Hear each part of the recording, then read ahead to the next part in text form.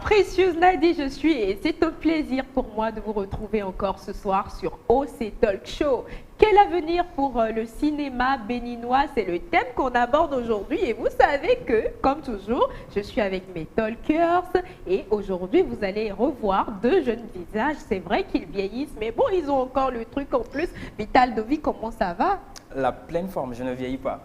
Ah ouais? Qui t'a menti? Je le remarque. Super, Patois Moudi, ça va bien? Ça va super bien. Tu ne vieillis pas? Non, non, D'accord. Que sais-tu de l'état actuel du cinéma béninois? Je pense que le cinéma béninois est en pleine construction, mais malgré cela, l'état n'est pas encore reluisant. Et plusieurs jeunes s'intéressent beaucoup plus à la chose. Ils ont pris conscience de l'importance du cinéma béninois dans le développement du pays.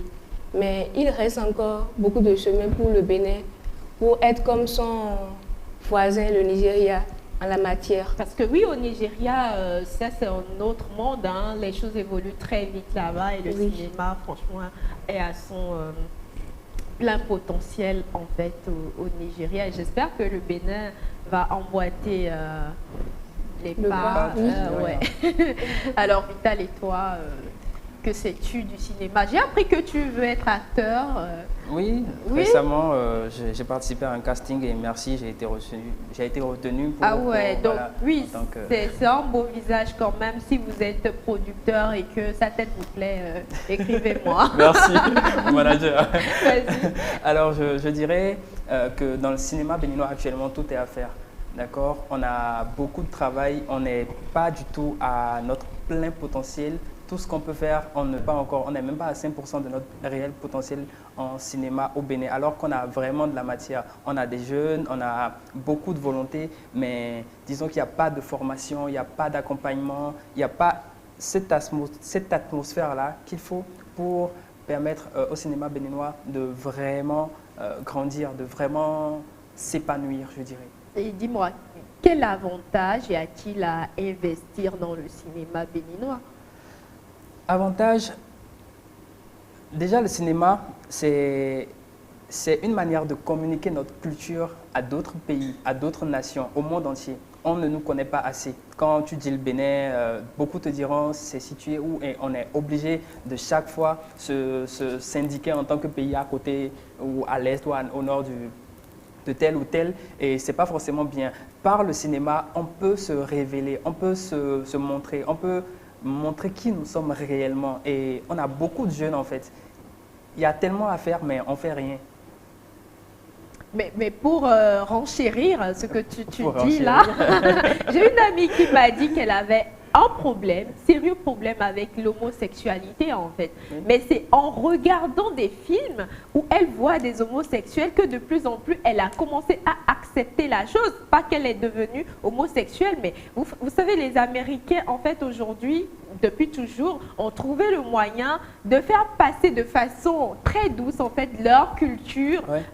Et aujourd'hui, si tout le monde rêve d'aller aux États-Unis, c'est à cause du cinéma, c'est à cause d'Hollywood en fait. Aujourd'hui, le rêve qu'on nous vend. Pourquoi est-ce qu'au Bénin, on ne vend pas ce rêve-là? Nous avons quand même beaucoup de choses à mettre en avant, n'est-ce pas, Major? Effectivement. Nous avons beaucoup de choses à mettre en avant. Déjà, notre histoire. Tout le monde ne connaît pas l'histoire du Bénin. Oui. Et même celle que vous avez dit la dernière fois, l'histoire du Bénin est à raconter. Et par les scénarios qu'écrivent les scénaristes, et par le cinéma que réalise le réalisateur, et par l'acte même que l'acteur présente, l'histoire du Bénin peut se révéler. Donc je pense qu'avec le cinéma, le Bénin peut se révéler au monde et beaucoup de personnes peuvent s'intéresser encore à l'histoire du pays. Ben c'est clair en fait. Et dis-moi, combien d'œuvres cinématographiques sont promues au Bénin aujourd'hui? Ou bien quelles sont les œuvres cinématographiques en fait qui sont vraiment promues au Bénin? On peut dire qu'en matière de cinématographie promue au Bénin, ça reste encore à compter au bout du doigt. Il n'y en a pas réellement. Mais on peut citer par exemple Yatin, La Canne du Roi, Le Cauchemar, L'Injustice. voilà quelques œuvres cinématographiques qui sont produites au Bénin. Ok, et à l'international, est-ce qu'il y en a? Il y a la Canne du Roi. La Canne du Roi. Qui a même été présentée au Festival des Cannes en mai 2020. Alors, Vital, et combien d'œuvres? Est-ce qu'il y a des œuvres qui t'ont particulièrement marqué, toi? Combien d'œuvres? Je dirais très peu. D'accord, il y a beaucoup de productions, d'accord, mais la promotion n'est pas ce qu'on voudrait qu'elle soit parce que ces œuvres-là ne respectent pas les normes internationales. Donc, ce qui fait que quand on essaye de propulser ces projets-là, ça n'aboutit pas parce que certainement, il y a des coquilles dans le scénario, il y a une fin d'histoire qui ne concorde pas, ce n'est pas forcément professionnel. Alors que pour un scénario, des fois, ça met 10 ans, ça met 5 ans, tout dépend du projet et de comment on veut que ça soit en fait. Aujourd'hui, on remarque que voilà, n'importe qui se lève, je sais écrire un truc, j'ai une petite histoire, je rassemble des gens et tout, on fait un truc. Mais ce n'est pas le truc en vrai. C'est du théâtre. Voilà, c'est du théâtre. J'ai l'impression que les gens confondent en fait le théâtre et le cinéma. Au cinéma. Au cinéma, alors que ce n'est pas la même chose du tout. Il y a la comédie qui est complètement à part. Donc le cinéma, c'est vraiment professionnel. Et pour ça, il faut beaucoup de moyens et c'est des milliards qui sont investis ailleurs dans le cinéma. Mais pas comme ici où c'est à ses propres fonds que le producteur doit tout faire et c'est compliqué. Les acteurs qui ne sont pas vraiment formés pour rendre comme il faut le jeu d'acteur qui est bâclé, c'est tout un tout en fait qu'on n'a pas forcément. Heureusement que toi tu es en train d'être formé maintenant et que... grâce à Dieu, on va apporter notre pierre, on va se donner. De quoi est-ce qu'on a réellement besoin? On a besoin de formation, je dirais, on a besoin d'accompagnement, on a besoin de créativité, on a besoin de tout. Et je pense que ce n'est pas qu'au peuple et aux investisseurs qu'il faut demander de faire un travail, c'est aussi aux producteurs, c'est aussi à ces cinéastes, c'est les cinéastes, on les appelle, oui. À ces cinéastes de faire un travail de fond, de mettre en avant la culture du pays, de mettre en avant Cotonou, de mettre en avant Abomey, de mettre en avant... Il y a tellement de sites touristiques au Bénin. Quand on regarde les films américains, on a envie d'aller aux États-Unis. Ce n'est pas forcément l'Eldorado là-bas, mais on peut faire en sorte que l'Amazone, la statue de l'Amazone aujourd'hui, qui est en plein Cotonou, soit vulgarisée et que ça donnera forcément envie aux gens de venir. Moi, par exemple, quand je vois... Il y a une statue au Sénégal... la statue qui est au Sénégal. De la Renaissance. La statue de la Renaissance. Oui. Quand vous voyez ça à la télé, vous avez envie de partir et on a envie d'applaudir le gouvernement pour ce travail qui est en train d'être fait sur les infrastructures dans le pays. Je pense que on a la base aujourd'hui pour vraiment promouvoir le pays. Oui. Alors, dis-moi, Majoie, penses-tu qu'en tant que jeune, tu as aussi un rôle à jouer dans la promotion du cinéma béninois? Oui. Je pense qu'en tant que jeune, j'ai un rôle à jouer dans la promotion du cinéma béninois. Parce qu'avec le cinéma béninois, je vends mon pays à l'extérieur. Avec le cinéma béninois, je peux changer le nom du pays à l'extérieur. Ah bon? Tu vas changer le nom du pays. On est passé de Dahomey à Bénin. Maintenant, toi, tu vas... De quel droit? Quand on voit les Béninois, on pense que les Béninois... Je sais. Ouais, elle te fait j'aimerais changer l'histoire du pays, le nom du pays à l'extérieur. On n'a pas que ça. La perception que les gens ont du pays. Voilà. Ben parce que oui, Yaté, en fait, c'était la terreur. Ouais. Quand vous regardez ça, vous avez la confirmation que les Béninois, ils sont que des sorciers. Ouais. Après, quand tu vois ça à la télé, tu n'as pas envie de dormir. De dormir, vraiment. C'était un bon film. Oui. Mais après, il faut montrer aussi le positif dans le pays. Le pays, voilà. Parce qu'il y a plein d'autres choses. Il y a plein d'autres choses. Il n'y a pas que ça, quoi. Les Béninois ne connaissent pas leur histoire. Avec les films, ils peuvent connaître leur histoire, ils peuvent raconter l'histoire. Voilà. Oui. Vital, qu'est-ce que toi tu comptes apporter au cinéma béninois? Déjà, en tant qu'acteur, je crois que je vais apporter ma pierre à l'édifice. Je vais faire de mon mieux pour donner de la couleur. En tant qu'acteur, déjà, je crois que je suis en train de faire quelque chose. Du bleu, du rose, voilà, vert, du rouge, que que ça se remarque un peu plus. Donc en gros, je vais donner le meilleur de moi. Et à nous tous, en fait, à notre niveau, on peut faire la promotion des œuvres qu'on produit ici.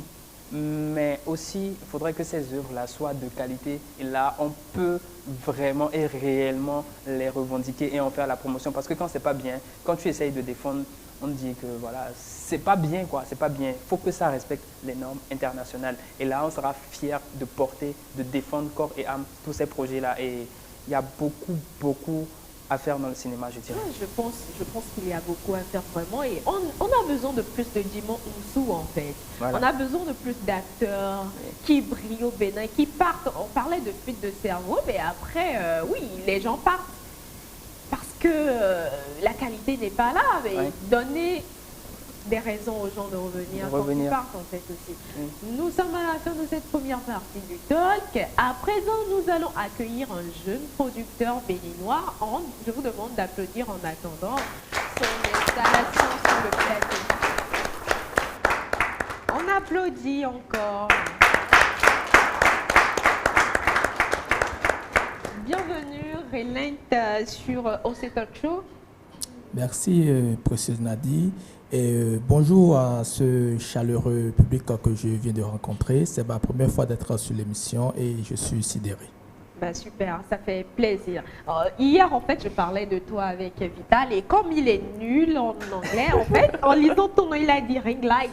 J'ai dit, mais non, il s'appelle Relent, c'est bien Relent. Oui, c'est bien Relent. Alors, Relent, en fait, il est principalement connu grâce à sa première réalisation internationale avec sa structure Fairyland, La Canne du Roi, sorti en 2021. Et son film a remporté le prix de la meilleure interprétation féminine sur le festival Abuja Film International et le Best Editing sur le festival Hollywood International Diversity Film Festival. Ça s'applaudit, s'il vous plaît.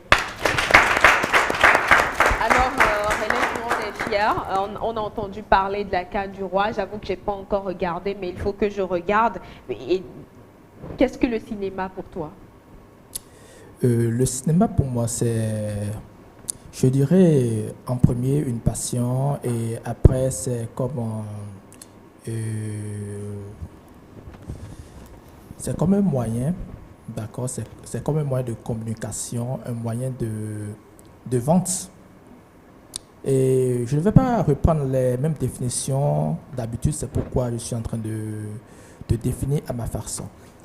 Le cinéma, c'est une passion, c'est tout. D'accord. Alors, que penses-tu du cinéma béninois? Le cinéma béninois, je dirais, c'est le meilleur cinéma qu'on a sur le continent africain. Ah bon? Pourquoi? Ouais. Pourquoi? Parce que on a assez de talents béninois.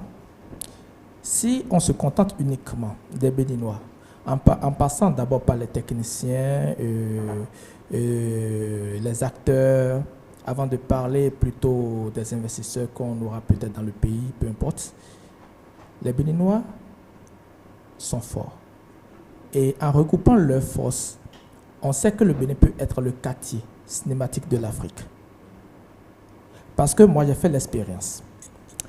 J'ai regroupé une équipe de jeunes en dynamique. Bon, c'est pas que j'ai laissé de côté une équipe des âgés, hein, mais j'ai su me faire vite familier avec la jeunesse et puis j'ai regroupé autour de moi une équipe vraiment vaillante, une équipe dynamique, une équipe qui, parmi certains jeunes, c'est des talentueux. Et ce que j'aurais à chercher peut-être à l'extérieur, je l'ai dans mon pays. Mais on ne se donnait pas de la valeur. On ne se faisait pas confiance. Et ça, je peux m'applaudir moi-même sur ça parce que la confiance, c'est la première des choses que j'ai su faire à ces jeunes d'abord, parce que moi-même, je suis jeune. Et là, ça a donné un résultat que j'ai aimé et j'ai comparé. Je ne dis pas que La Canne du Roi est parfaite. Hein? Non, non, non, non, non, non. La Canne du Roi a été effectivement une réalisation de normes internationales, mais le problème c'est que ce qui devrait être derrière ce film, c'est-à-dire l'accompagnement au niveau d'abord communicatif, parce que le Bénin, on a ce problème, le problème de la communication. Quand l'œuvre est réalisée dans notre propre pays, c'est difficile que les Béninois eux-mêmes partagent. Je ne vais pas cacher, parce que si on voit la force des États-Unis aujourd'hui, je prends d'abord Black Panther 1, avec l'histoire toujours qui tourne autour des Amazones, même si le Wakanda, c'est une fiction, tout et tout. Black Panther a été plus poussé d'abord par les Blacks américains. Moi, personnellement, d'après ma connaissance d'abord, c'est le soutien d'un peuple qui fait la communication d'un produit local. Absolument. Exactement. Et si le Bénin n'est pas connu sur l'international actuellement, on accuse parfois le gouvernement, on accuse les investisseurs, mais je prends... je dis peut-être mon ami Vital qui est là, je le considère par exemple comme un producteur. Et il est un investisseur et il a envie d'investir dans un projet cinéma béninois. Et il sort l'argent. Et d'abord, il y aura d'abord quelques politiques avec des magouilles pour que ça soit le cousin de Jacques, parce que Jacques connaît déjà Vital, que ça soit le cousin de Jacques qui prend plutôt ce projet. Et alors que le cousin de Jacques n'a pas les potentiels pour le faire. Alors qu'il y a des talents là qui peuvent le faire, mais on les laisse. Maintenant, l'investisseur qui est M. Dovi, il investit minimum 100 millions dans une production et le projet est peut-être réalisé avec 1 million de francs CFA. Et on privilège... C'est terrible, hein? Oui. On privilège plus le ventre, les luxes, c'est-à-dire on se paie une voiture, une maison, et puis on essaie d'en discuter avec les acteurs. Quand on est acteur, quand on veut faire une carrière de ça, c'est pour vivre de ça. Absolument, comme tout métier, exactement, il faut vivre. Exactement, c'est pas pour se montrer uniquement, mais tu es un acteur et ton image sera vendue. Et si ton image est vendue, il faut que toi tu sois à l'aise. Les acteurs au Bénin ne sont pas accompagnés d'abord par un contrat, ils n'en ont pas. Ils s'en vont sur les plateaux, tournent et trouvent juste l'argent de Zim, mangent uniquement sur le plateau et rentrent chez eux. Et j'ai constaté que ce problème au Bénin, nos jeunes, nos propres jeunes aiment plus ça. Se faire uniquement afficher et rentrer chez eux à la maison. J'aime l'initiative plutôt du jeune Seydou Torsou qui est en train de former des acteurs au Bénin. C'est très bien. J'aurais aimé aussi que d'autres viennent nous former des techniciens. Parce qu'on a besoin de techniciens au Bénin. On n'a pas assez de techniciens. Nous sommes sous une émission, mais derrière la régie, il y a des techniciens. C'est clair. Exactement. Et ces hommes de l'ombre là qui font le grand travail, exactement. En fait, c'est ça le Donc, si on n'a pas les potentiels qu'on cherchait, et puis Vital avait investi 100 millions, 99 millions étaient dépensés uniquement pour le ventre de l'équipe productive, et à part ça, il y a les 1 million où on a essayé d'aller louer une caméra Sony, et prendre pêche, venir sur le plateau, commencer par filmer, et on fait même un long métrage en 2 jours parfois, j'ai vu ça au Bénin. Seigneur. Un long métrage, quand je dis long métrage, c'est un truc qui dépasse les 45 minutes déjà, et on le fait en 2 jours. Wow. Et puis on monte, on dit que ça sera projeté, et on loue, on prend toujours de l'argent, on loue une salle de 250 000 où les tickets sont à 2 000, 3 000. Il y a peut-être 100 personnes qui ont payé les tickets de 2 000. Tu as encore une dette de moins 50 000 à le faire. Et les Béninois pensent que c'est comme ça le cinéma. Alors que le cinéma, c'est de l'investissement. Après l'investissement, il faut le retour. Investissement. La rentabilité. Et pour avoir la rentabilité, il faut une œuvre de qualité. À part l'œuvre de qualité, il faut maintenant la distribution. Le plus gros problème du cinéma béninois, c'est la distribution, malgré qu'on sait qu'on accuse actuellement l'État béninois, parce que l'État béninois nous a lâchés. On ne va pas cacher. Parce que si tout le monde le cache, qui le dira demain? Moi, il y a de cela 3 mois, je dirais mi-mai, j'ai envie de quitter le pays. J'avais même appelé, puis je disais, il faut que je prenne un visa et j'irai peut-être chez un partenaire en Belgique, rester là, commencer par travailler avec eux. J'ai fait ce choix. Après, j'ai dit non, il ne faut pas aller en Europe parce que j'ai été déjà en Europe plusieurs fois. Et puis j'ai vu que l'Europe, d'abord, c'est cher.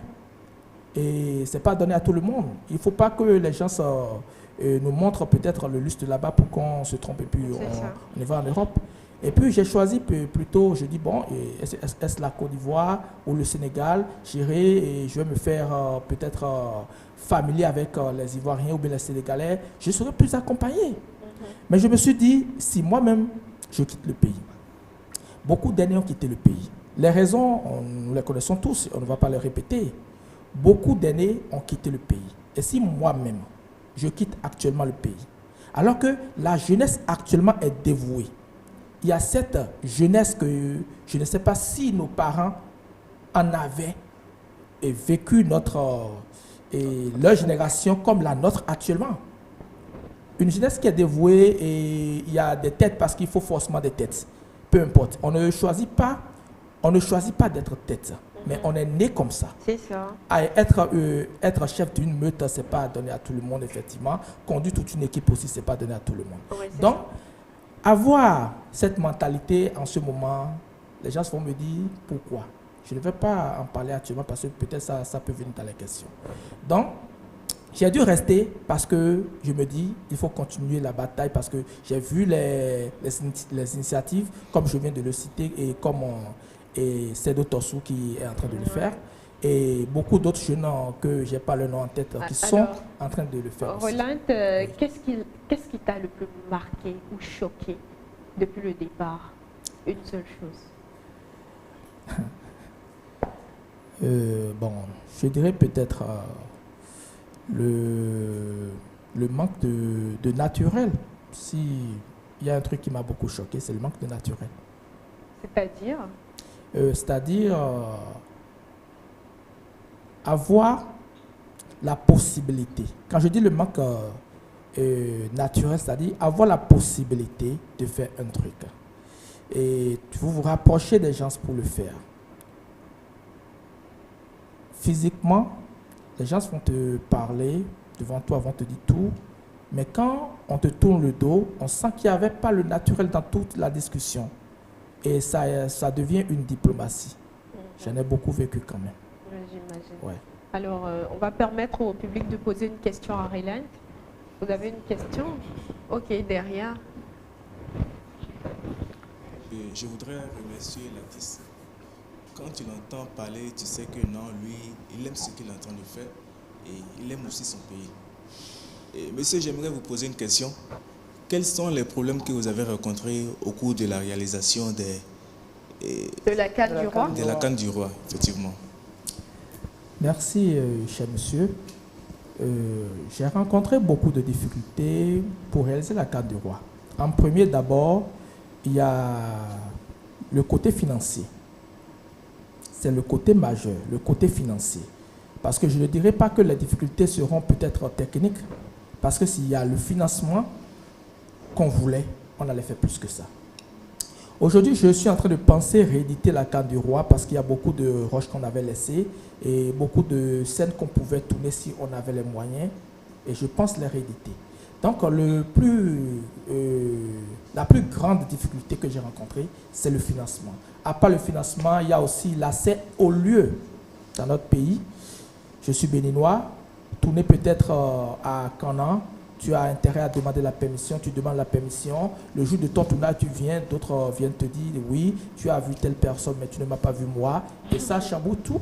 Et vous êtes obligé de rentrer chez vous et vous reportez le tournage sur demain. Alors qu'une journée de tournage pour un film, c'est de l'argent qu'on gaspille. Et à part cette difficulté, il y a aussi la gérance sociale du côté des acteurs. Il y a la gérance sociale du côté des acteurs et sur un plateau, les acteurs qui ne savent pas peut-être ce pourquoi ils sont là. Ouais. Mis à part ça, je m'arrête là, c'est mieux. Alors, merci Roland, merci pour ce moment d'échange. Nous sommes à la fin du talk Et c'était passionnant. On a quand même appris du cinéma avec toi. La boîte au défi, elle est devant toi. Tu vas tirer un défi au sort et le relever. On applaudit pendant qu'il lit son défi.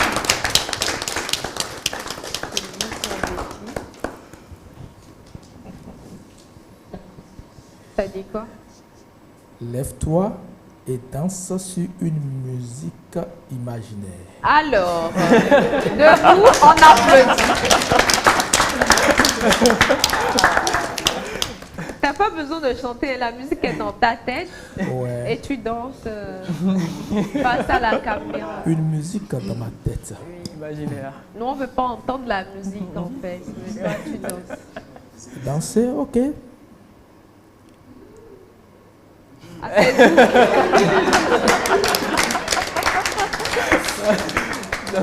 Merci, précieuse Nadie. Elle n'a pas dansé. Non, non, non. Tu danses, tu relèves le défi. Je pense l'avoir relevé. Hein. Non, non, non, on n'a rien vu. On a vu des Ou bien, des vous légers voulez qu'elle mouvements de danse jambes. une musique traditionnelle. Waouh. D'accord. À De Congo. chez toi. Tu es d'où? Je suis de Savalou. Ah, ça y Il y a est. de la matière. En tout cas, je suis à moitié Savalou, moitié Tabomé. Ok, mélange les deux danses. Voilà. Waouh. Ça y est. Et si j'étais accompagné d'une musique, Non, ça serait bien. non, le truc même, c'est qu'il n'y a pas de... musique. D'accord. Un peu de Ewolo.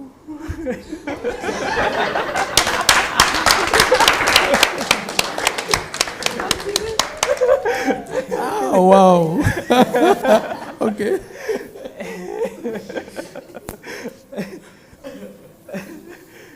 Ça, là, c'est hip-hop, hein. Alors, C'est la merci deux. Mélène, merci au plateau. Nous sommes à la fin de Oh, c'est un show. Merci de nous avoir suivis. Si vous avez des messages à nous laisser, écrivez-nous par WhatsApp au 61 78 7874. Merci à Zalaï Hotel pour ce magnifique cadre et à Kwefa pour avoir habillé Vital et Merci. Vital et Majwa. Majwa. À très bientôt.